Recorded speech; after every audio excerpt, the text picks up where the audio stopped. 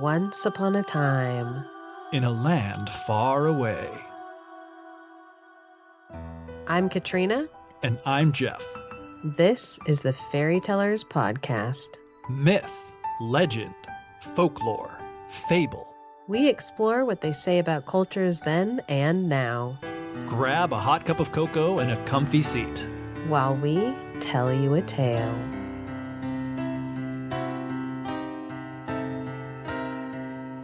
Welcome back to the podcast, where we're going to start things off a little differently. Yep. By issuing some corrections.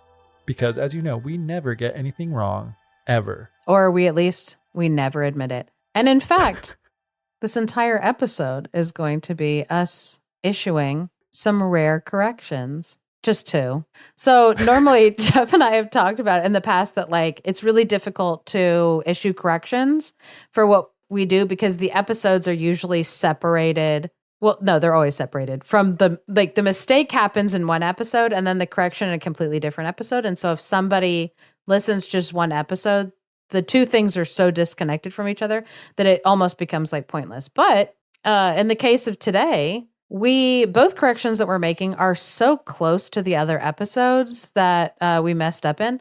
And they're interesting, and they made one complete podcast episode in themselves. So it's not that we're very quickly at the beginning of this episode issuing any corrections. It's that this whole episode is the correction. Is a correction. Correction episode. Has anyone done, are we breaking ground? Are we pioneers in the podcasting game with a correction episode? Probably not. Probably not. We did not have anybody write in and say, hey, you messed up or whatever. This was just me when I was editing episodes and stuff and double checking some of the things that we said. I was like, oh, that wasn't right. And then I was like, oh, you know what? That actually would make a good episode. So we're going to do it. So the first correction that I'm going to make is one of the most recent mistakes that we made. In our last episode, that was episode 123. I can remember it because it's 123. Mm-hmm. We did ATU type 6-7. I think I titled it The Fox and the Brain Rot. I hope somebody thought that was funny. I did. So you got one person. At least there's somebody. But we said, oh, we should do some more ATU type tales. Maybe we should do it on a theme of angel numbers or something like that. And then I can't remember if it was you or me said there's not an ATU type 666. And then I very quickly, when I was editing, I was like, we said that really confidently. I just want to double check that. And guess what, Geoff? There is an ATU 666? Absolutely there is, yes. But what was interesting is, so there is an ATU type 666. It is a late edition with contested variants. And it's not a late edition in terms of the story. The story is not new. The story is very old, but also the story is not as old as people in the Renaissance originally thought that it was. We'll get into it. But anyway, ATU type 666 exists, and it is Hero and Leander, which I don't know how many people are familiar with this story. If you are familiar with some great Renaissance art, you might be familiar. Or if you're huge fans of Lord Byron, then you might be familiar with this story. Lord Byron, I say, and I laugh because he heard this story and immediately was like, I want to get in the water and try to reenact this story for myself to see, I don't know. I guess I don't know his reasons, but I feel like I'm kind of the same type of a person where I want to feel the story on my body. If people are eating a bunch of food in a story, I'm like, I want to eat a bunch of food in a story. If somebody is crafting something, I'm like, I want to know what it feels like to be weaving this tapestry or whatever. And Lord Byron also apparently felt that need for ostension and was like, I've got to get in the water about this. He swam 4 miles. That's crazy. Yeah. But so anyway, you might not be familiar with this story because it's one of kind of the lesser known Greek poetic tales. Mm-hmm. And during the Renaissance, this story was kind of rediscovered and taken up, and people were looking into the tale. And they thought, because the author's name of this was really close to a legendary man named Musaeus, Musaeus, Musaeus. So there was a legendary Musaeus who the Greeks had believed to be older than Homer. And so in the Renaissance, when they found this and the author's name was also Musaeus, they were like, is this a pre-Homeric poem? Does this poem like predate Homer? Like that would be incredible. And that was kind of like what was believed for a really long time. But no, it turns out that this Musaeus, different guy, he lived in the 5th century CE, Common Era. So he's on this side of that. He's on our side of them zeros. And so it's not as old, but also this story would get kind of like referred back to some of the lines that Ovid used to reference this story. He didn't fully retell it, but he used to like reference it, match with some of the ones that Musaeus used. And so people are wondering, okay, does there exist is this story older than those two authors that they both were aware of? Or was this guy, Musaeus, familiar with Ovid's work? Unknown. But still, this story is still like around like 2,000 years old or older. Unknown. So still, if you're us today, that's pretty dang old, right? Yeah. Yeah. Old enough to be called old, for sure. Yeah. So the translation that I am using for this tale, and I probably am the language in this story is absolutely gorgeous, beautiful. And you guys know how I feel about classics. When I was like, I have to read some of, Sir Gawain and the Green Knight. I was like, I have to, it's beautiful. But the translation that I am reading is from E.E. Sykes, but that translation a lot closer to us at 1920 was when this translation was like first published. Yeah, like yesterday. Yeah, 1920. Yeah, that was like yesterday. 105 years ago. Yeah. So more famously, somebody wrote a not translation. He started to do a translation, but then he just started writing his own version of that. And that person was Christopher Marlowe. Ah, good old Christopher Marlowe. Contemporary of William Shakespeare. Billy Shakes. Yep. That Christopher Marlowe? That Christopher Marlowe. If I'm like, he's probably not known to everybody. I'm pretty sure that as your teachers in high school were begging you, please, please, please read Hamlet by Thursday, they were not talking to you about Christopher Marlowe or Kit Marlowe, that because they were so busy just begging you to please just read the material that you have to get done before you leave high school. Honestly, they probably should have been telling you about Christopher Marlowe. You probably would have paid even more attention, because I think he was like, didn't he like die in a bar fight, like getting stabbed in the eye or something like that? Like he lived kind of like a pretty like crazy and raucous life. Yeah, no, because I'm like, if you go on to, the very famous and well-reputed site of Wikipedia, you'll see that under like his adult life, they're like, some of the subheadings are like spying, philosophy, sexuality, arrest, and death. Yeah, and it's like, that's what you want to see. Yeah, because, people are like, did the queen order his assassination? Was he accidentally killed because he owed somebody money? Like, he had some stuff like going on in his life. And actually, so I said like he wrote this very famous retelling of Hero and Leander, but he didn't finish it before he died. And so someone else had to come in and do the like last section. Here's my question about this too. So I'm imagining it probably way differently than it happened, and then the real version is so much more boring. But so like what you're saying is he was translating it at first, but then he's like, you know what? Screw this. This is for the birds. I'm an amazing and accomplished playwright, on par with William Shakespeare, better than William Shakespeare in his own mind. Yeah. And he's like, I'm just going to retell it instead. In my imagination, it's like, not only is he just like retelling it instead of translating it. He's like just writing whatever he wants to happen. Like he doesn't even know what happens next. He just like finishes it how he wants to. I'm guessing it's not that. He had read it and knew how it went, but he didn't want to just like translate it like word for word. Yeah. That is pretty much like what happened, was that he had read it. He was familiar with it. He was inspired by it, thought it was incredible. And the beginning of it almost starts off almost like word for word, a translation, because he's translating it.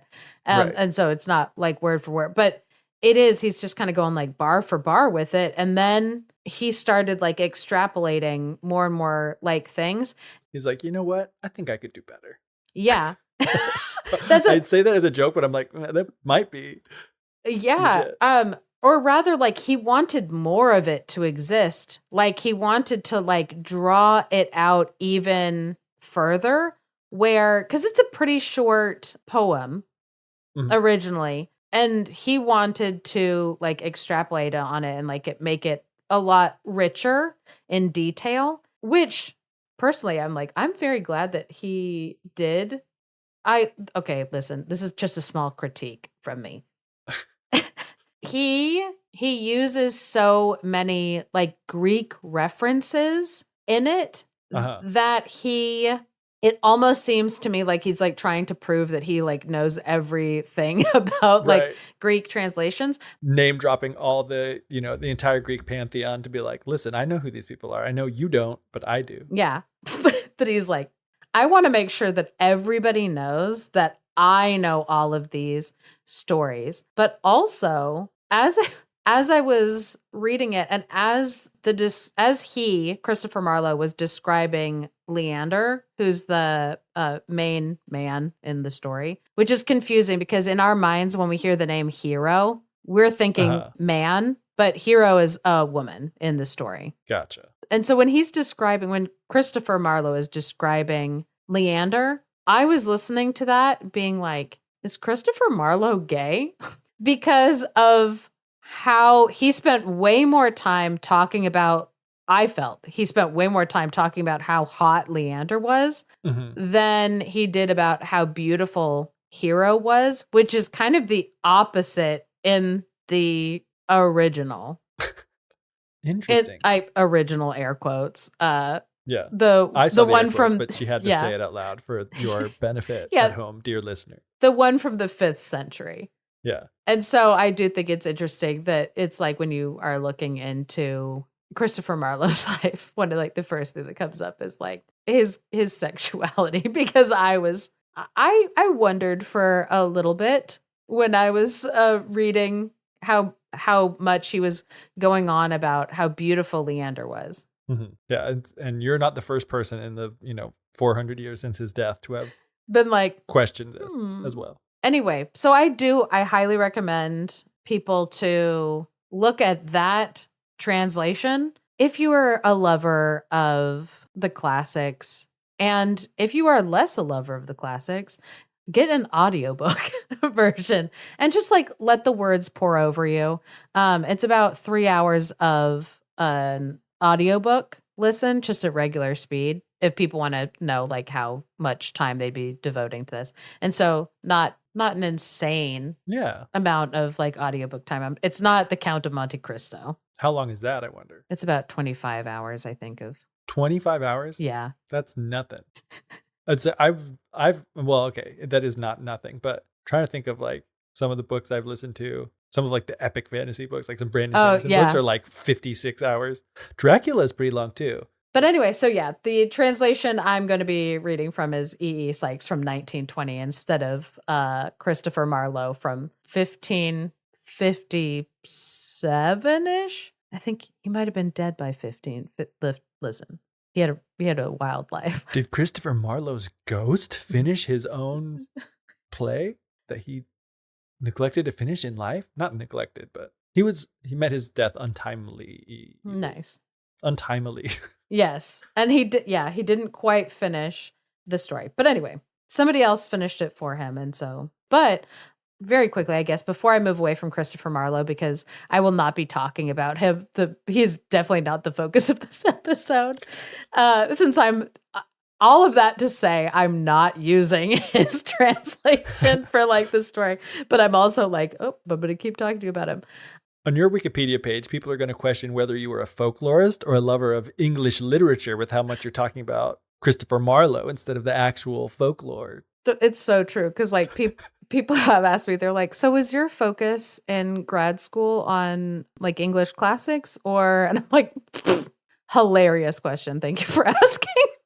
I do want to say that because we kind of joked about, him and William Shakespeare, because they were contemporaries to each other. One of the most famous tributes to Marlowe, and also one of the most famous allusions to the story of Hero and Leander, it comes from Shakespeare in As You Like It, where he quotes lines from Christopher Marlowe to the point where people expect all versions of Hero and Leander to include this line, and they do not. And the line is, whoever loved that loved not at first sight. That was Christopher Marlowe. But people expect that line to show up because in As You Like It, Shakespeare wrote, Dear shepherd, now that I find thy saw of might, whoever loved that loved not at first sight. And he was referencing Marlowe's writing of Hero and Leander.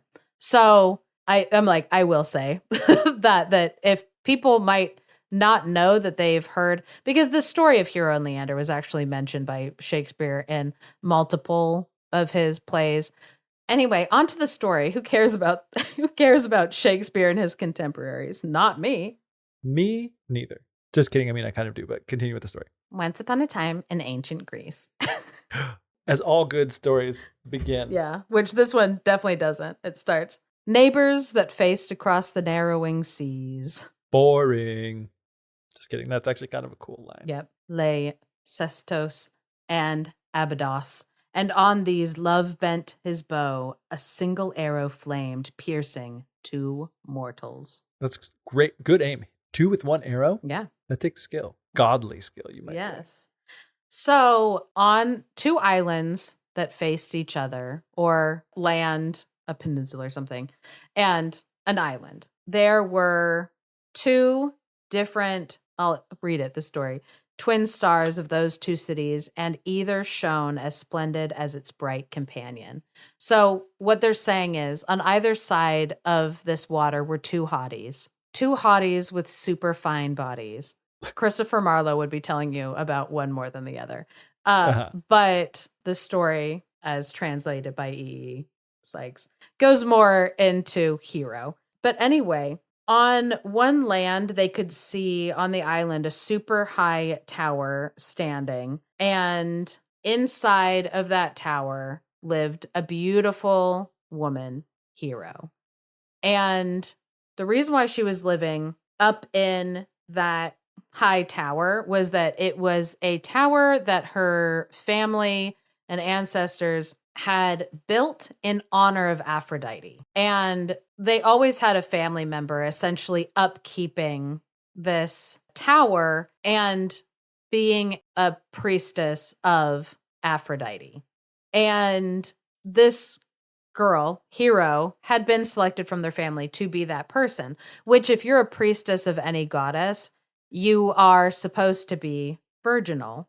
Hero of noble birth, served Aphrodite in pure maidenhood, a lovely priestess where her ancestry had built a tower that overtopped the sea. And so she, absolutely gorgeous, lovely, locked in this high tower. I know what everybody's thinking about. And as so often happens in these fairy tales when we're like retelling them, you've got some of this visual imagery that goes back to ancient Greece.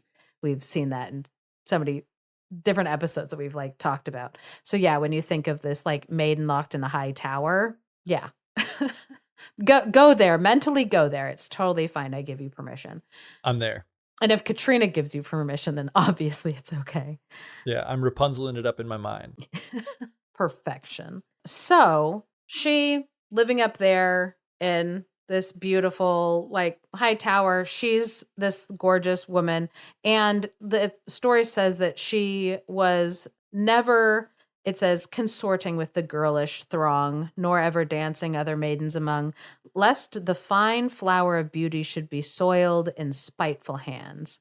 And so she wasn't even like around that many people. She was locked away, not just from men's soiling hands, but also the spoiling effects of other people. She had to, very much kind of have this single focus on Aphrodite.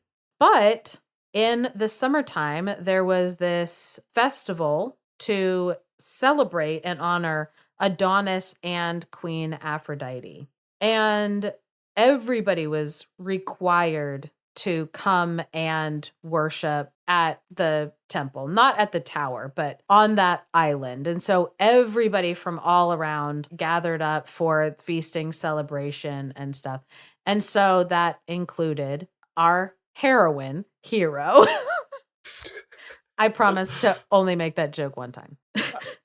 Even though it's a joke, it may be helpful to do it every time. Because... Yes, to remind people that like Hero is a woman in this story. Yeah, Hero is our heroine. So anyway, so everybody poured into the city. It says that poured out their citizens to cross the straits, and many a gallant came. Love-smitten youth cares little for the sacrifice in truth, but much for the maidens sacrificing there. So they all went and lined up to be giving alms there at Aphrodite's temple, including Hero. And when people saw her walking up, I'm like, it's such beautiful language.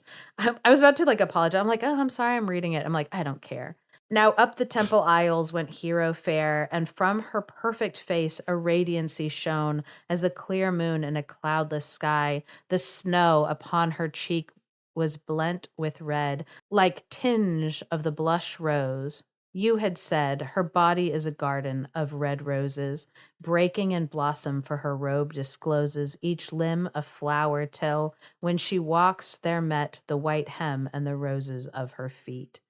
So everybody was like watching her as she's like walking up, and they'd been watching like everybody, even like other priestesses from other temples like coming up and like doing the supplicants, but everybody was looking at her and being like, oh my gosh, like this is the most incredible, beautiful woman ever. Which is why, again, like it is interesting to me that it's like this author's so focusing on even making references to like other past, like other Greek stories and Greek like visuals and stuff around this woman. But Christopher Marlowe, it was like the focus was all on Leander. But this, it says, and one cried, marveling, I have known the city that is famed as Helen's own, where maiden vies with maiden in beauty fair. But I saw none at Sparta who might dare accept the challenge of that flawless face. Surely a beautiful goddess, a new grace, ministers to Aphrodite. I have gazed till vision is weary and am still amazed.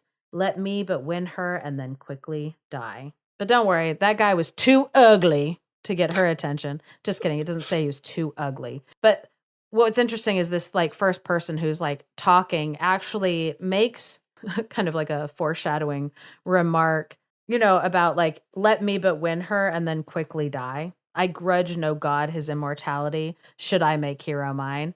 And so being like, oh man, I wish that like I would love that woman, even if I died afterwards, like it wouldn't matter because I would have had her. Mm-hmm. But then this person says, I'm gonna love her if it kills me. Yeah. Then the person basically says, like, my apologies to the goddess because I am no equal to this woman. And then it says, but not so Leander, because he was an equal to this woman. He was an extremely beautiful, handsome man, to the point Leander was.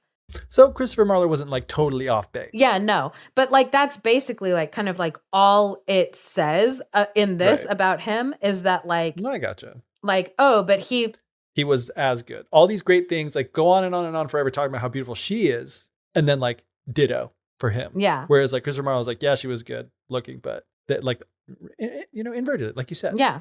Because like in this story, it basically is both of them in that moment of like her being up there, supplications, she turns around And she sees him. He's fully seeing her. And they're both kind of like, oh my gosh, you are so beautiful. Like,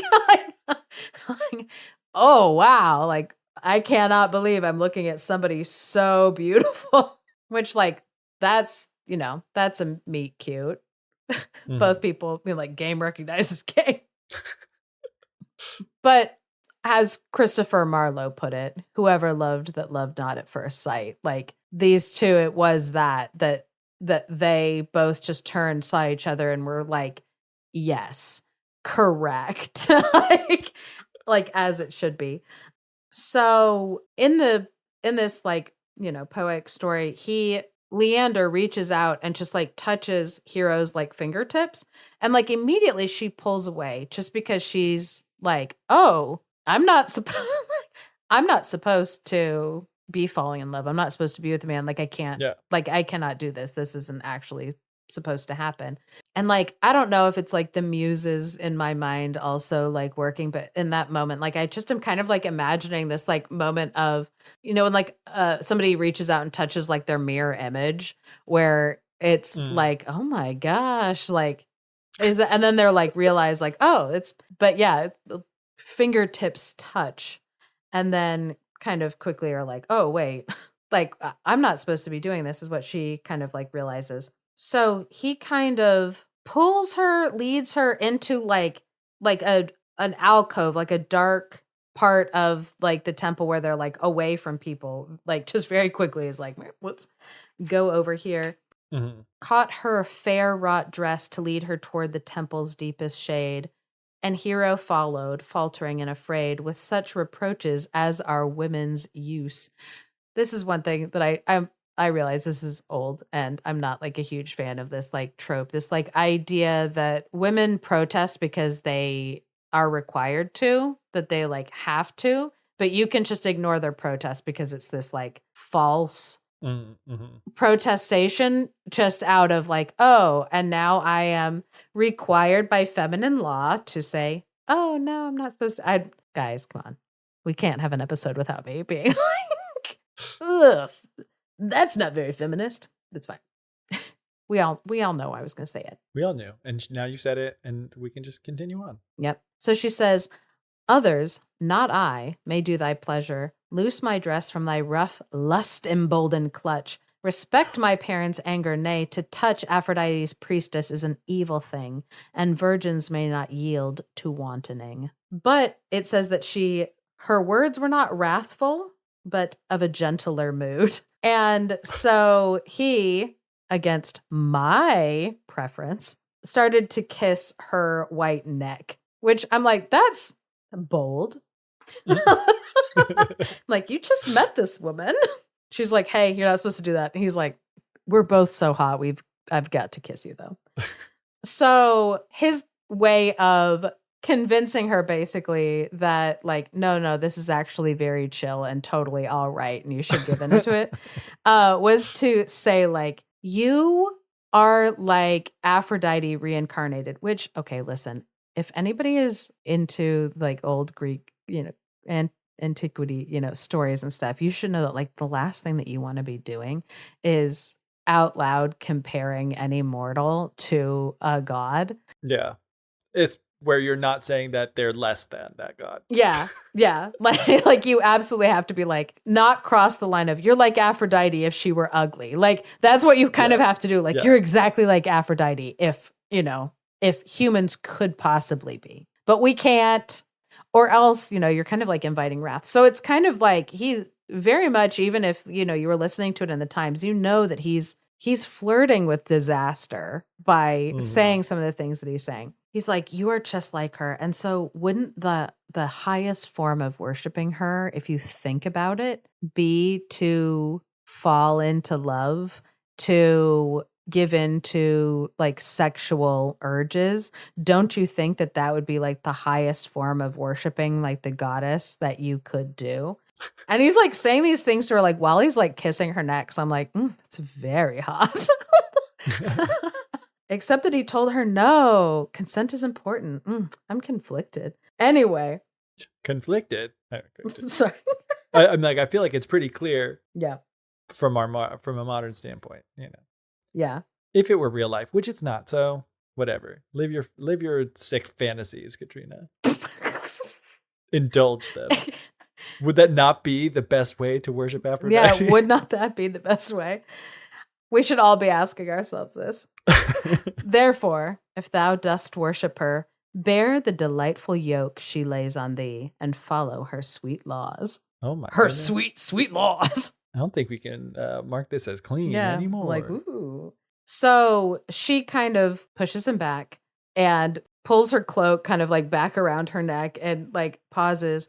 But it says, the nearness of love's self-abandoning, for now she felt the sweet and bitter sting, fixed by the goad that Aphrodite plies, and loved Leander, though her modest eyes looked down and shunned his countenance set fast on the bright vision of her neck. So she kind of, has to like pull back and be like, okay, whew, she's looking at him being like, he is pretty hot, but I have to like, no.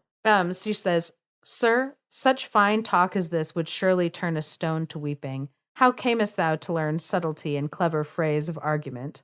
So, just kind of like, I don't know who taught you how to talk like that, but it's a little hot.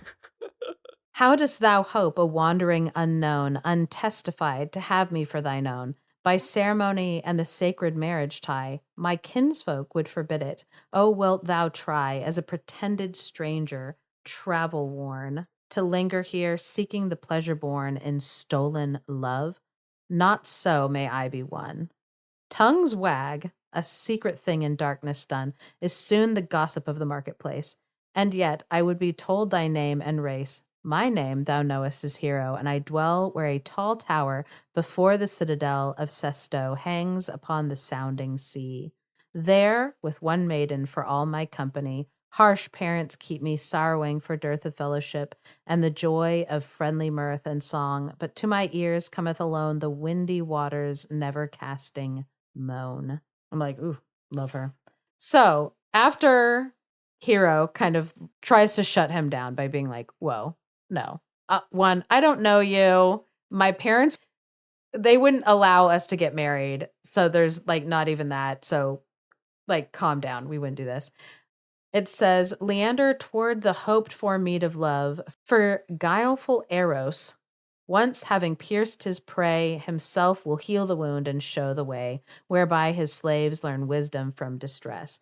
And you'll remember that at the beginning of the story, it said like, oh, two hearts were pierced, like at the same time. Mm-hmm. And so they're going back to Eros, Aphrodite's son, is obviously responsible for this love that they have for each other, because how else would this have, suddenly happened except by divine decree? And this story is very much about like love versus fate. Which one is stronger? I'll give you a hint. It's always fate. So, so it's like Eros might have like pierced their hearts and they'll like fall in love, but that doesn't mean that they're like fated to be together. That's what, the fates will allow to happen. But Leander is like, okay, if Eros has, pierced my heart with this wound, obviously he's going to show me like the right way that I can get to this woman. So it says, prompting a plan, but all too late for ruing, Leander's wisdom turned to his undoing. Foreshadowing. Uh-oh. Because he comes up with a plan. He said, lady, for such a sweet reward, I'd brave the ocean, though it beat and roared and foamed with fire, nightly to thy dear bed. A lover, sea-drenched and wave-buffeted, I'll swim the hell's point from where my home lies in Abydos. No long way to come. One thing I ask, that on the other side thy tower shall hold a lamp, my beacon guide. So shall I be love's ship and sail aright, shaping my dark course by that starry light. By that starry light is where I'll cut it off, because then he goes into talking about like different constellations might be in the sky, but it doesn't matter because like Orion's belt's got nothing on you, girl. Mm-hmm. Anyway, so he hatches this plan that he's like, okay, if you light this beacon like in the tower at night, I will swim to you. I will follow that light like a constellation, my guiding star. Like I will go to it and we can be together in the evening. And then leave. That way your parents never even have to know that we're hooking up. And says, only take care lest some wind's violent breath put out the light and drag me to my death. For know that in the constancy of that flame I live. And now, if thou wouldst learn my name, thy husband is Leander. And so he's basically saying, like, we'll be a married couple. You can be a priestess to Aphrodite during the day, but at night, I'm your husband. Which, so spicy. So, anyway, that is what they decided to do. So it's like the festival ends. He goes back to his side of the water, which people have tried to identify the two towns that are named in the story. They have like long since disappeared. These like they don't exist, and we don't know the exact place that these like cities and places did exist. And so people are like, oh, people always want to know, how long of a swim was it? Was it 1 mile? Was it 5 miles? Like, how much was it? And so estimates say anywhere, but depending on where you are mentally putting the two cities, it's either a mile of swimming or it's 3 to 4 miles of swimming. Yikes. If you're Lord Byron, it's 3 to 4 miles of swimming. But he said some of that was the back current pushing him back. Rough. Anyway, so he went back to his home, thinking about his love, hoping that Hero would light the lamp. It says, he stood wakefully by the unquiet deep, impatient, till the fatal lamp should bring his marriage hour with happy summoning. And so when the last sunbeam went down over the horizon, Hero lit her lamp, and straightway love was kindled within Leander's heart, because this light is now a symbol of his life essence and his kind of undying passion for her, except we'll see if it's undying or not. It's like, Katrina, it's not foreshadowing if you just say. It's not what foreshadowing is, Katrina. Anyway, so immediately when he saw the light go on, he just like plunges into the water. He's thirsty for it, guys. He's like, I gotta get to her. So he's paddling and paddling and he's paddling and paddling. And it says, what harm can water work thee, being the home of Aphrodite born from the sea foam? Hers is the ocean, hers my agony. And so I will note in this story, and this is just for a story later, he takes his tunic and he ties it up on the top of his head so that it's not providing drag for him, but he still has it like with him. Mm-hmm. It's a tool for later. No, it's an element that'll pop up in a different story. So anyway, he leapt to the sea and he started going to reach the lamp. I love it's like to reach the lamp, voyaging in strange guise, himself the ship, mariner, and merchandise.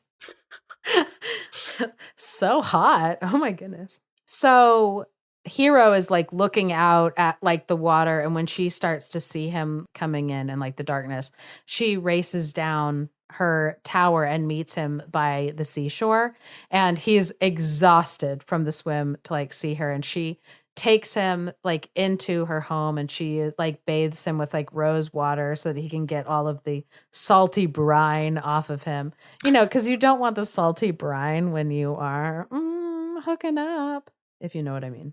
When I say hooking up, I'm talking about intercourse. Yes. Yep. We know. We gotcha. And so when she takes him into her arms, she says, husband, my husband, thou hast labored above all others who have toiled to earn their brides. Thou hast had full suffet of the salty tides and rankness of the monster-peopled seas. Now let my arms bring to thy labor ease. And saying that, she untied her girdle, and they essayed the mystery of Aphrodite's grace in wedlock true, though without marriage hymn or dances due, or music round the bridal bed, or prayers that the Queen of Gods might smile upon the pair. So they are considering themselves married to each other in their minds, but the story is pointing out that, oh, they are married to each other, but without marriage hymns, the dances due. Things that are supposed to have had happen, including the Queen of Gods smiling upon the pair, the Queen of Gods being Hera, the goddess of weddings and marriages. And so again, they're playing a very, very dangerous game. They've worked it out in their heads to where they're doing the mental gymnastics to say, we're allowed-ish to do this because we are hot for each other. Yeah. Because we want to. Yeah, because we want to. We think that it's unfair for us to be apart, and we disagree. And it's like, okay, but you're playing a very, very dangerous game. And so when the night was over, but before the sun came up, they said goodbye and goodnight to each other. And he swam back the way he came. So all during the summer, they are doing this where he's waiting for that light to go down every evening so that the light that his wife, in his mind, that Hero is lighting for him. When he sees that light, he's beckoned to her. But summer is coming to a close. And with that, winter is now approaching, where, yes, speedily the night has been coming more and more. You know, there's less daylight hours. And so there is that where of like, oh, yes, the sun was as eager to set for them as they were for it to set so that they could be with each other, but also that's just how it works. That's just how the sun works. But also now we have colder weather coming in. We have rougher seas, higher winds coming. It is becoming dangerous. But Leander is going to come when weather is fair enough and his love, Hero, lights the lamp in the tower. He is going to come no matter what.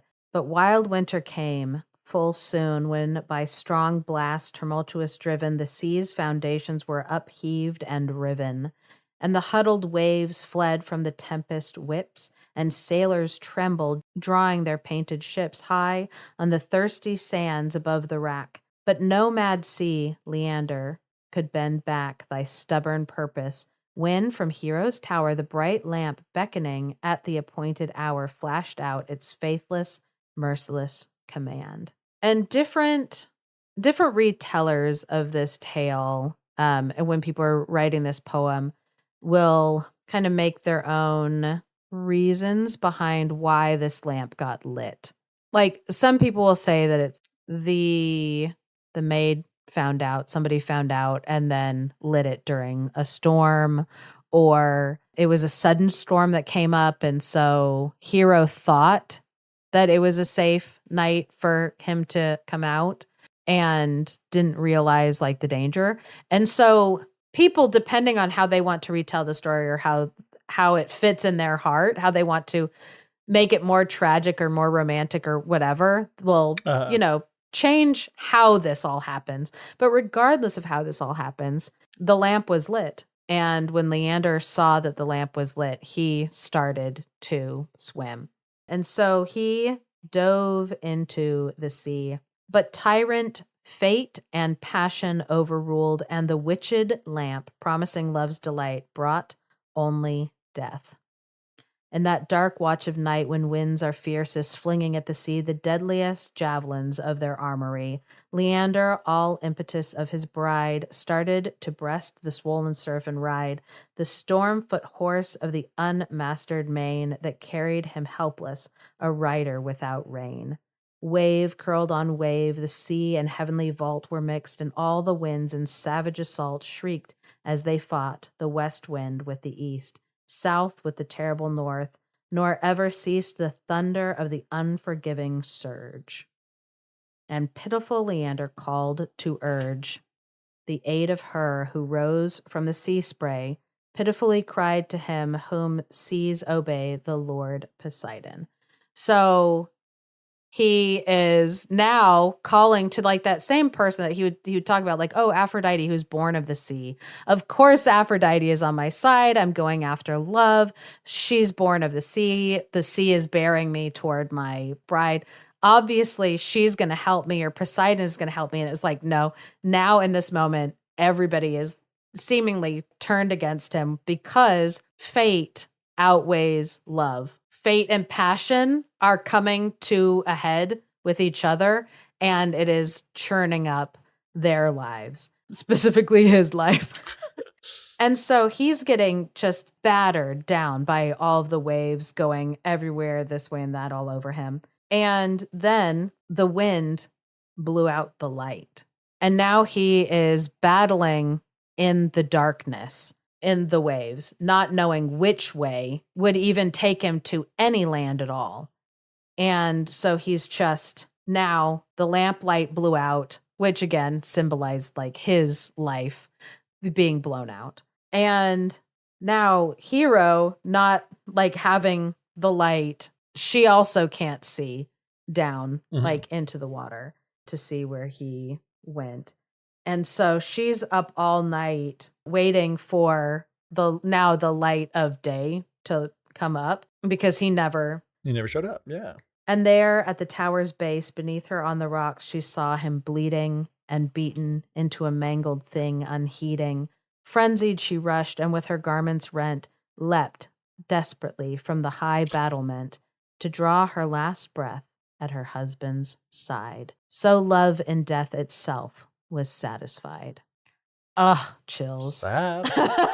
Yes, sad. But also I'm like, oh gosh, the classics. Oh man, I love it. So I'm like, oh, I love it so much. Very, very sad. Gorgeous story. So many works of art. Again, like in the Renaissance, this story was, accidentally post-dated to even longer. And like the story in it was one that lent itself well to the imagination of the people of the Renaissance, like the imagery in it, very, very evocative, something that they could really resonate with and enjoy. They're like, oh, I love how tragic that was. And so many, many paintings of these two people like dead at the bottom of this tower. I'm sorry, I'm laughing at death. Ha ha ha. But yeah, gorgeous paintings. So if people want to look up Hero and Leander and any art that pops up, gorgeous. I highly recommend the classics always and forever for the good in them, the bad in them, and also just like the humanness of them. So someone who was alive before Christopher Marlowe, who was recording tales, was Giovanni Straparola. We have mentioned him, and now we are getting to our second correction that we are doing in this episode. So he kept coming up in terms of a book title that I was reading. The Great Fairy Tale Tradition from Straparola and Basile to the Brothers Grimm, selected and edited by Jack Zipes. We kept mentioning him, but not talking about any of his tales. We would say, oh, the Pig King, when we were talking about Prince Marquesan, the French salons, that I was like, oh, the Pig King. This story, the tale type, can also be found in Straparola in his The Pleasant Night. And Geoff had said something like, oh, this is like the second time I think I've ever heard his name, or I hear his name, but I don't think we've ever done an episode on him. And I had said, oh, yeah, you're right. We haven't done an episode on him. I think we were going to do an episode during the pandemic, when we were going to do a pandemic episode, because that's how the frame narrative of his story starts, is people are hiding from like the Black Plague. And when I re-listened to myself, when I was like, going through that episode and editing it, and I listened to myself, I was like, that wasn't Straparola. That's the that's the Decameron by guy's name that starts with a B that's Italian that I have a problem remembering. He's also a Giovanni, is my issue. Giovanni Straparola is not Giovanni Boccaccio.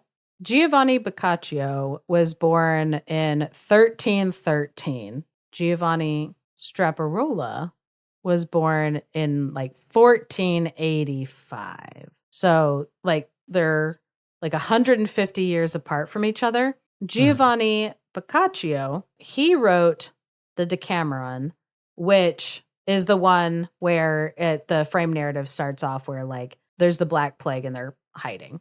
So they're different Giovannis. They're different Italian Giovannis.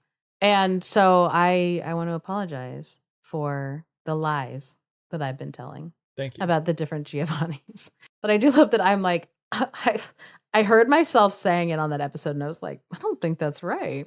I think I made that up. But I'm glad that at least it was like, okay, it's because Giovanni, like and Italy, my brain was just like, yes, these are the same. Understandable mistake. Especially because both Straparola and Basile patterned like their tales off of the Decameron, of having those like women storytellers telling tales in these like frame narratives. Like they were all borrowing that like setup from each other. And also some of their obviously story tale types. I've like the ocean of stories.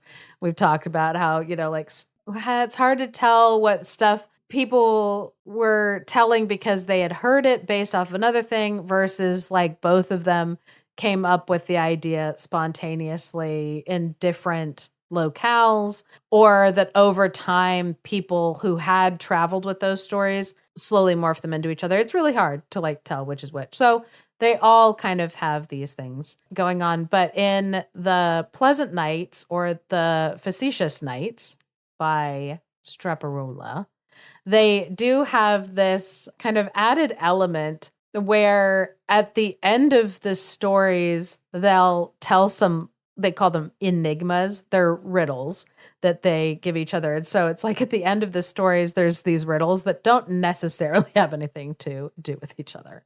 So when I was looking up the correction to do for there is no ATU type 666. And then it was like, there is, it's Hero and Leander. There are some contested variants. One of them is from Japan, which has been really hard to track down available in English, which is part of the reasons why it's like a kind of a contested variant of like, is it connected or is it not? Is it one of those things that just kind of springs out of like the imagination? But the story, from what I could gather, piece together, was this element of this tub boat and somebody traveling to a lover using like this boat. Same similar thing of like possibly a light or lighthouse signal on the other end, like some lighted object on the other end, and then traveling in like a tub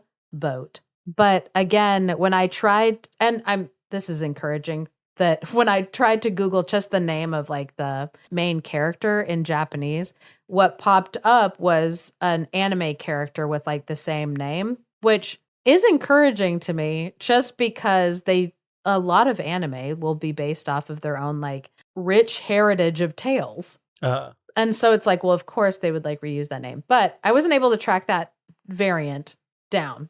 But I was able to track down a variant in The Pleasant Nights by Straparola. And I was like, what a great way to circle back to Geoff being like, we've never talked about this. Then to me being like, oh, great. No problem. Let's talk about him. And I issue the correction of he absolutely did not write the Decameron. Because I have to let people know anyway. So again, some things about him. Believed to have been born around like 1485. The history of him is a little difficult to pinpoint and track down because his name doesn't seem to be one that is, it seems more like a nickname than it seems like a last name. And it's like not a common last name in the place where he was supposed to be, or not a last name in the place where he was like supposed to be.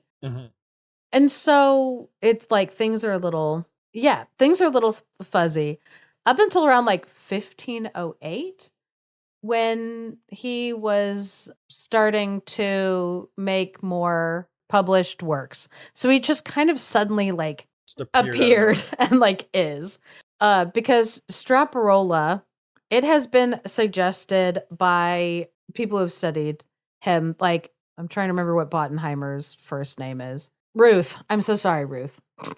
Ruth Bottenheimer.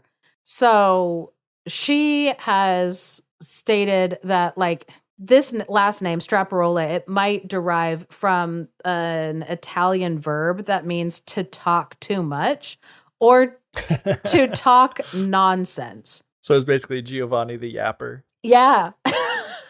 And so because it's not like, again, like when I'm saying like, it's not a name that was like found in that area, meaning like it wasn't a name like at all. Yeah. It just wasn't a name that somebody would have. It'd be like if I told you I'm Katrina the Yapper. Like, like, okay. Or Jack Zipes, I guess, has said he feels like it's more appropriate to say that it's loquacious. Which, okay, that's... Okay, but listen, Giovanni Loquacious is such a great name. Yeah.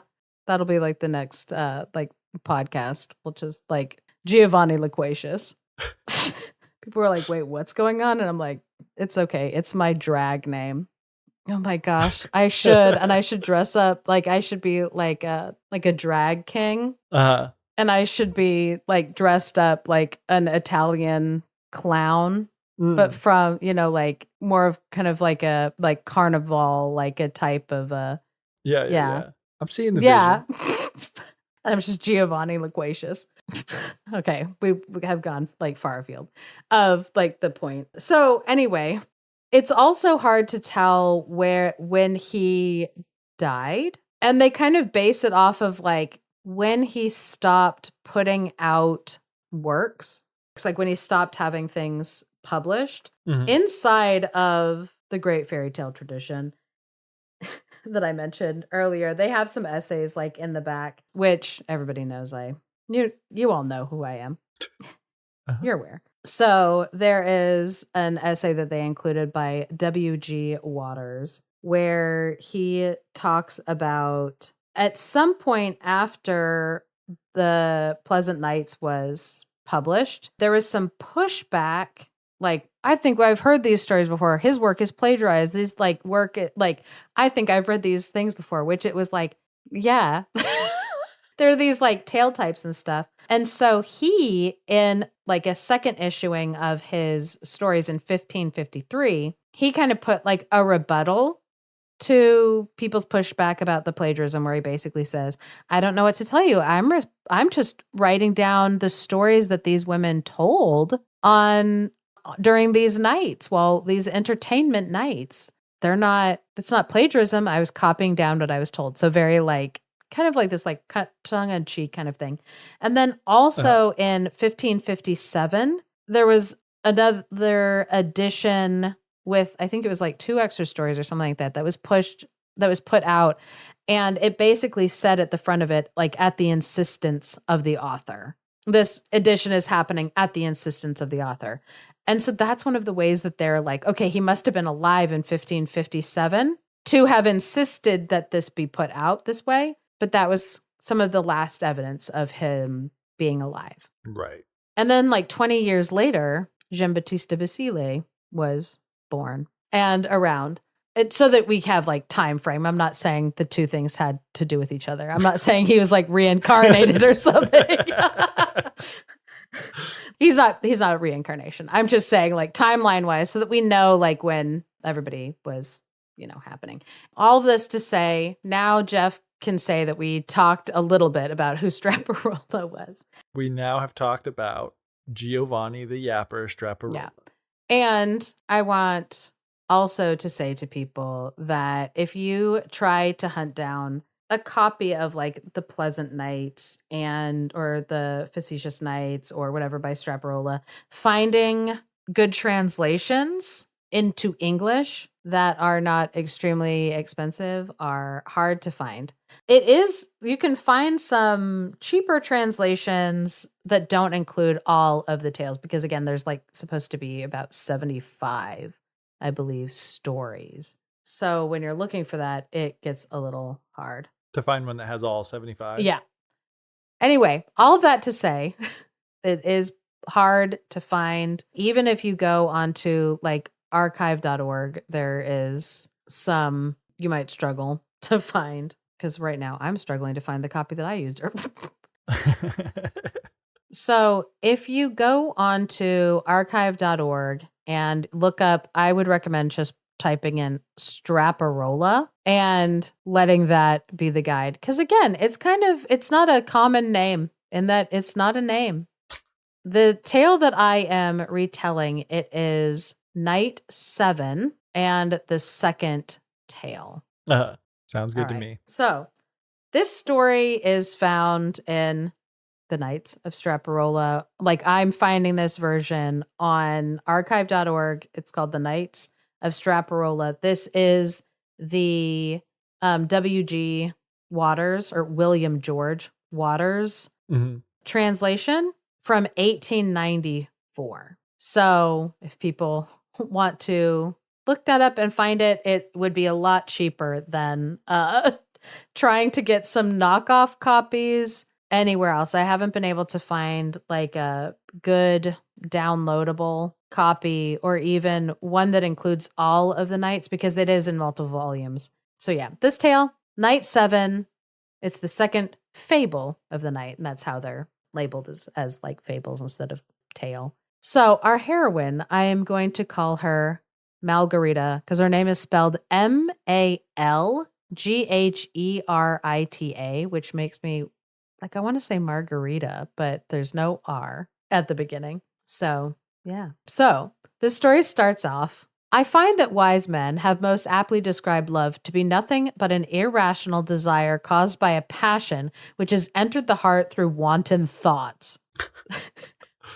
An excellent start to any love story, any tragic love story.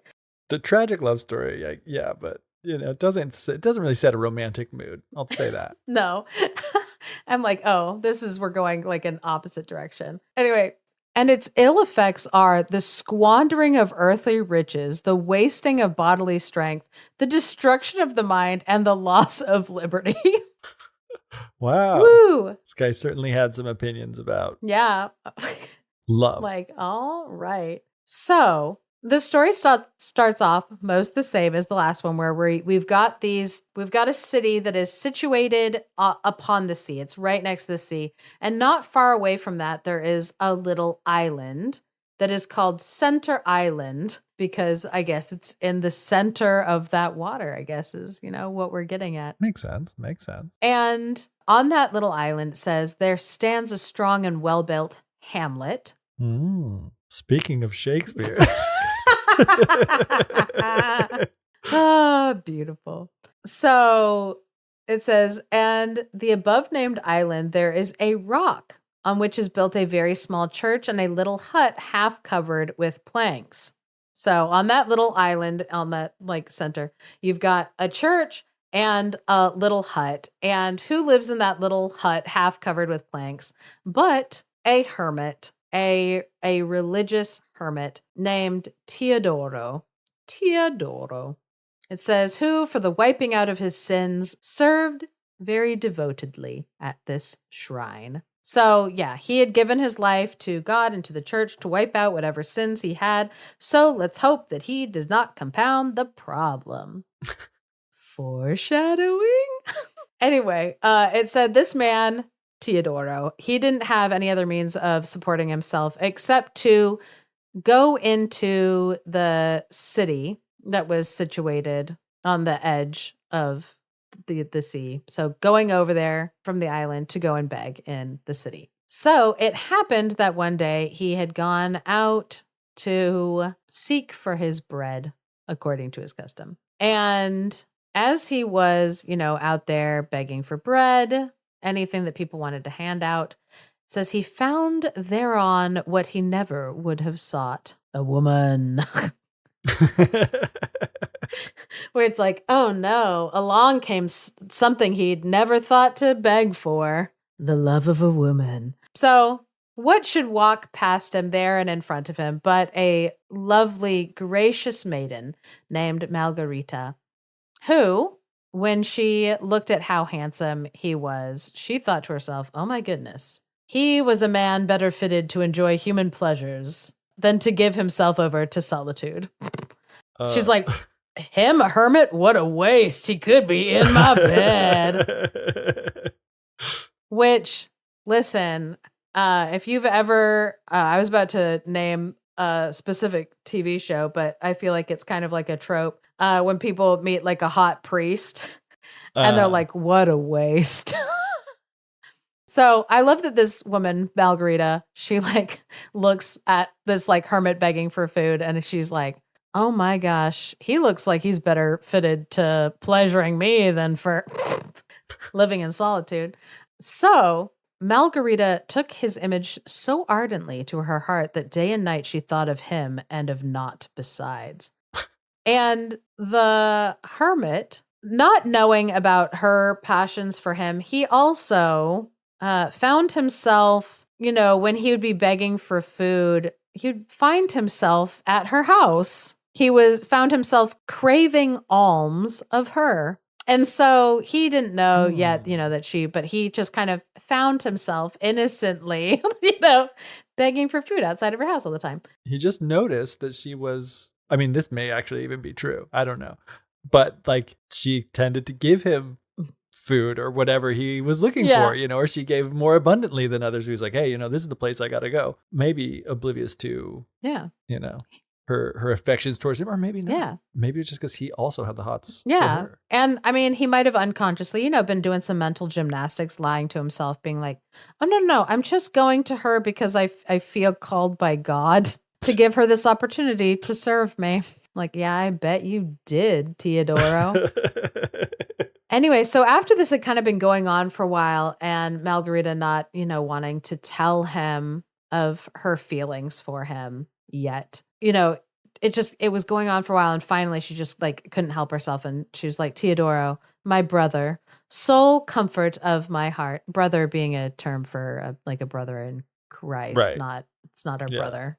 Gross. I gotcha. Perfect. Sole comfort of my heart, the passion which tortures me is so great that if you will not have pity upon me, you will forthwith see me lying dead before your eyes. Foreshadowing.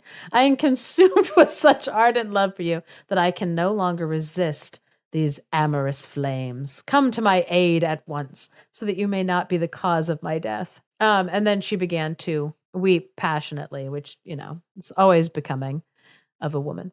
Anyway, so Teodoro, not having suspected, he says, of knowing that she had any feelings for him, he was, it says, bemused to find out that they had both kind of like had this mutual affection for each other. And it said, such was the effect of their mutual converse that, letting go all thought of celestial things, they fell a talking of earthly delights. And nothing now remained to them but to find the means of foregathering in order that they might accomplish their longed for wishes. Woo! Spicy. So anyway, the girl, she was like, okay, I've thought about this and I have a plan for what we'll do. So this evening at the 4th hour of the night, you need to place a torch in your window of your hut.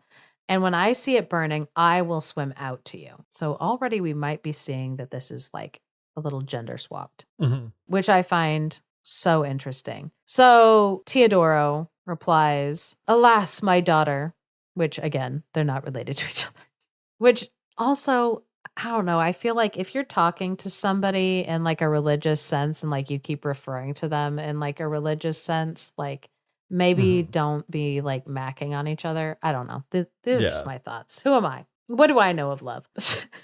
But he was like, how will you cross the sea? I don't have a boat. You don't have a boat. Like, it would be very dangerous for both of us, both for our honor and for like our lives to do this. And she was like, don't let any of those doubts trouble you. I will take care of it. I will find the means of coming to you. I'm not afraid of death or dishonor. When I see the light burning, I will swim over to you. No one will know that we're doing this. And so Teodoro was like, there is definitely a danger that you'll drown in the sea. You're really young. You don't have a lot of strength. The journey is kind of long. Like, you might become overwhelmed and just drown. And she's like, no. I don't have fear. My strength will carry me through. I will swim as well as any fish ever swam. And the hermit, not wanting to dissuade her too much, was like, oh, okay. I'm satisfied. And so he went back over to his little hut, which, man, I don't want to hook up with some guy in some dank plank hut. Anyway, that's me personally. The story's not about me. He's not interested in me, and that's fine. Yeah, you're not even being invited, Katrina. So like, you're like, Oh no! Like I think it's just jealousy that's getting to it now. It's like I don't want anybody to hook up in some hut. It's like no one's inviting you to their plank hut to hook up. So No guy has ever been, and we'll break our vows together. I love Jack Black, and I would break any vow for him. Don't worry, my husband doesn't listen to this podcast. And he also knows how I feel about Jack Black, so like it's fine. Anyway, so Hermit, he went back to his house, and when the dark night had come, according to the plan, he lit the torch, and it said, having prepared a white towel, he waited the coming of the maiden. So good of him to be prepared with a towel to like wrap her up in. Oh, right, because she's swimming. Yeah. She's the one swimming. Yeah. As opposed to like the other. Did you think he was like going to lay down a towel for them to hook up on? Or something. I don't know. Or something. Anyway, so she sees the light, and so it says, when she saw the light burning, was filled with delight, and having stripped off all her clothes, went barefooted and clad only in her shift to the seashore. There, when she had pulled her shift, like that's, if people aren't aware, like a shift is like, it's kind of like a very thin dress that you wear under your dress. It's kind of like the underwear of dresses. If anyone's ever seen like a slip, I don't know if people wear slips anymore. I know I don't. I used to when I was little. Yeah, and like, what's the difference between a shift and a slip? I don't know. Sleeves, maybe? Oh, like because a slip. I cannot speak. A slip is like just for like a skirt, and a shift is for like a whole dress. Is that what you're saying? A shift is a rectangular undergarment worn next to the skin to protect outer clothing from sweat and body oils. And a slip is a modern garment worn under the outer layer to smooth the silhouette, prevent transparency, and stop outer garments from clinging due to static. So they are basically the same thing, except one was historical and one is modern. Right. And we don't want to admit like that the modern one also protects the fabric from sweat and body oils. We're just like, no, it just is for refining the silhouette and whatever. Yeah. And it's like, no, because you know what refines silhouettes more modernly? Spanx. All S's. The evolution from shifts to slips to Spanx. I'm going to write a book about this. I'm going to turn it into a fashion biographer is what I want to say, but that's not biographer. Academic. Documentarian. Yeah. I want you to get up and be like, hi, I study historical women's undergarments. Everyone's like, oh gosh. I'll be known as the historical women's undergarments guy. And no one will think that's creepy or weird at all. No, they'll definitely appreciate that you're doing it purely for the academics. Yeah, for sure. Yeah.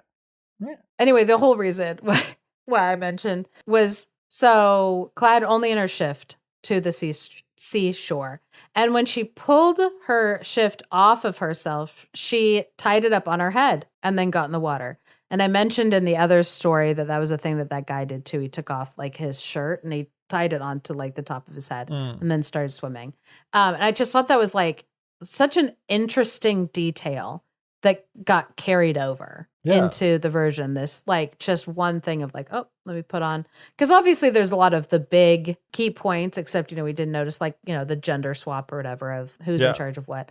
And there'll be like more differences. But I just thought it was so interesting that small detail carried over, that there's something about that image of like, oh, let me put it on my head so that I have something to wear on the other side that isn't as wet and isn't creating drag in the water, I assume. But anyway, so she starts swimming over, and it said, and in swimming, she made such dexterous play with her arms and her legs that in less than a quarter of an hour, she had gained the hut where the hermit awaited her. So it only took her 15 minutes of like swimming. She was not that far away. So when he saw the maiden, he took her in his arms and led her into his ill-covered hut.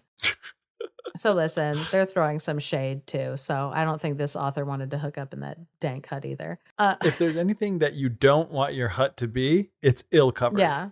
You know? But I guess they couldn't be hooking up in the church, which seemed to be like of a better build, which was the only other like building over there, because that would be a sin. We don't want to be committing any sins.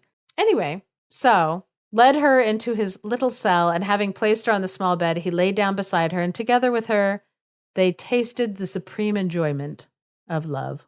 So it says that they stay there for 2 hours in sweet conversation. Right. Yeah. Real sweet conversation. Yeah. Then the young girl, quite satisfied and happy, departed from the hermit. What a satisfying, sweet conversation we had. So Margarita, she, got back into the water, swam over the other side, put her clothes back on, went back into her house. No one knew what they'd been up to. And it said Margarita, who learned full soon to delight in the sweet entertainment provided for her by the hermit, swam over to him every time she saw the light burning. Said, but that evil and blind fortune, with a capital F. So we're talking about fates again. Like we're exactly, right back where we started the story of Hero and Leander. There was one night where the air was filled with a baffling mist. And the story is not going to go where you think that it is going to go if you are familiar with the story of Hero and Leander, which I think most of us are. This is going to take a little departure. So in the baffling mist, Margarita had marked where the light was burning. Like she knew where it was. Like she's like, oh, okay, I know where it is. But what she didn't count on was that there were some fishermen who, because of the light, had been unable to fully get themselves back into port on time, which is a problem for if you're trying to like dock a boat and you can't see where you're going to run aground or anything like that. And so it is better to just stay put for the night and wait until you can see where you're going so that you don't run your ship aground. And so they were just hanging out in the water and they saw her. They saw this woman. And at first they were like, what kind of a fish is that? Because they're like looking through. And then they're like, oh my gosh, no, that's a woman. There's like a person that's like in the water. Are they okay? And then they were like, oh, wait, she's scampering up the banks. The hermit is now with her. The only guy that lives like out there. They just disappeared with each other into the hut. And so they're like, what? Because they had kind of rowed a little closer to shore because they could, also see the light. And so they'd gone a little closer to shore to be like, what is going on? And so they all kind of said laying in ambush, they waited until such time as the girl, having come out of the hut, should swim back toward the center island. And she did not see them there because she was really focused on just getting back home. So she... So she came back out, and again, it was, still kind of misty. And she was focused on what she was doing and low in the water. So she didn't see them, but they watched her. And so they were able to see kind of like where she went to. And over the next couple of nights, they were able to kind of deduce who this person was. And so they had kind of talked to themselves, it said, but then when they considered the disgrace which might fall upon the honorable family that she belonged to and the risk of death which Margarita ran, they changed their minds and determined to disclose the whole matter to her kinsman, which the discussion of, oh, she's part of an honorable family if they find out what's going on, or if she dies, like something bad might happen to this woman. But I would argue that what they did made it absolutely worse. Like, worse for her, not worse for her brothers. I will say that. And so this was very much a men taking care of men kind of situation where when they were weighing the pros and cons of what they were going to do, that's kind of what they were thinking. So they went to Margarita's house, talked to her brothers about what they had witnessed and what they thought was like going on. And at first the brothers were like, okay, I don't believe you. This like sounds crazy. So the fishermen had them out in the boat. They, saw the same thing and they were like, oh man, this is not good for us. So they told the fishermen, hey, thanks for watching out. Leave it alone. We'll take care of it. And they're like, okay. So they made up their minds that she must die. And after they had taken deliberate counsel together, they set to work to carry out their full intent. So what they did was they sent the younger brother in his boat alone before like night had fully fallen and before he'd lit like a lamp or anything. Mm-hmm. They sent the youngest brother over to the hermit's hut and come up with some story of like, oh, can I spend the night with you? It's really dark out and I don't know if I'm going to make it back. Is it okay if I spend the night with you and hang out with you? And so, the hermit was like, oh, yeah, okay. And he recognized like, this is one of Margarita's brothers. one, I have to treat him nicely because like I know him. It's, my lover's brother. So I'm going to like, I don't want to Yeah. be mean or bad, but also I'm definitely not going to light my lamp tonight to encourage her to come over. Fair. So the other brothers, they got into a boat and they went over close to that side of the shore and they lit a lamp in their boat. So Margarita, seeing the light shining, she got herself into the water and started swimming. And so the brothers in the dark of the night started slowly paddling their boat off course. And so she's just following the light. So when she's looking over and seeing where the light is, she's just trying to get to it. But the light keeps seeming to be further off and further off. And they led their sister out to sea. And then once they had taken her out to sea, they blew out the light. What? And they listened to her paddling in the water until she was gone. Her legs gave out. Her body couldn't stand it anymore. That's so messed up. It's very messed up. You are right, Jeffrey. It says the unhappy girl, being no longer able to see the light, knowing nothing as to where she was, and already wearied with her long swimming, was quite bewildered, and finding herself beyond all human help, gave herself over for lost. And like a ship cast away, she was soon swallowed up by the sea. And so her brothers, when they realized, okay, good, that's taken care of, they left her to the waves and returned to their home. So the next morning, younger brother, daylight came, said thanks to the hermit for the welcome, and he sailed back to his hut. By that point, when he got back to the hut, news had spread around the village. It was daylight. The village was like, has anybody seen Margarita? Like, she's disappeared. And the brothers were like, oh my gosh, my sister, where did she go? Like, she's gone. Like, what do we do? This is horrible. And it said, but in their secret hearts, they rejoiced immeasurably because they knew now that they were safe from anybody finding out that their sister had disgraced their good family name. Because to everybody else in the village, this woman just went missing in the night and is gone. She could have been, I don't know, taken by animals or wandered off, and who knows what happened. There were no signs of struggle, no blood, no body, no anything. But on the third day of them looking, it said, the third day had scarcely passed when the dead body of this unfortunate girl was washed ashore by the sea near the hermit's hut. And when he had cast his eyes upon it and recognized it, he would fain have made an end of himself. But he didn't, she says angrily.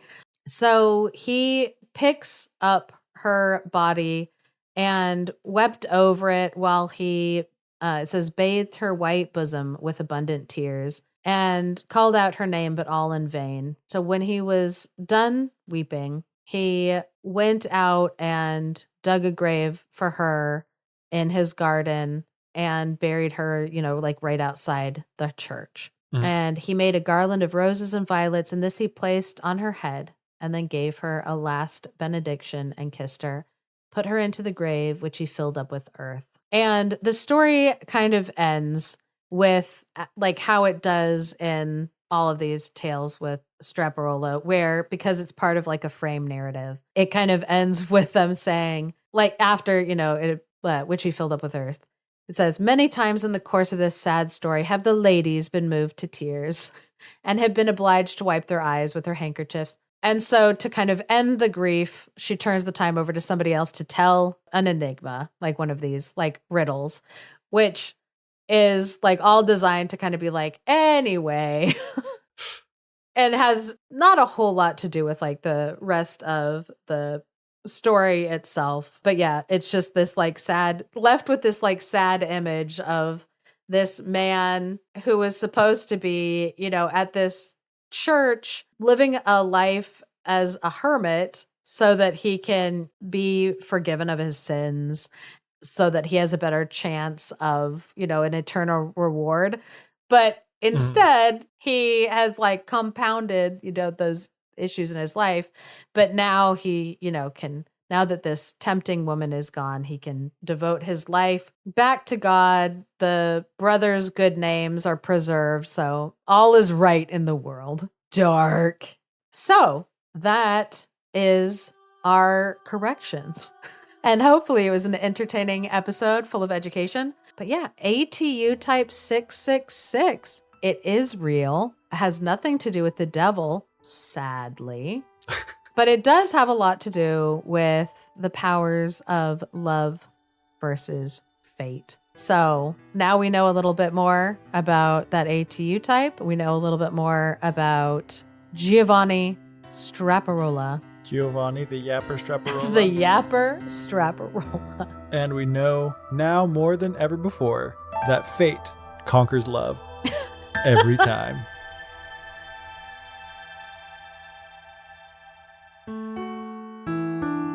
Thank you for listening to The Fairy Tellers.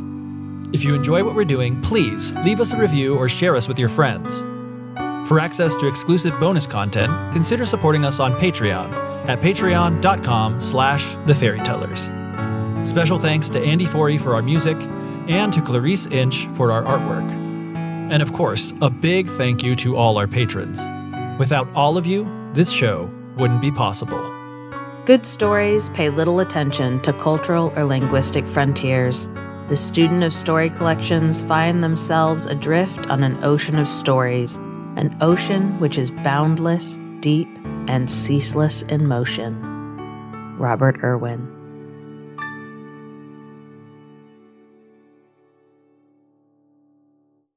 So yeah, Giovanni Straparola is not Giovanni Boccaccio. No, Boccaccio.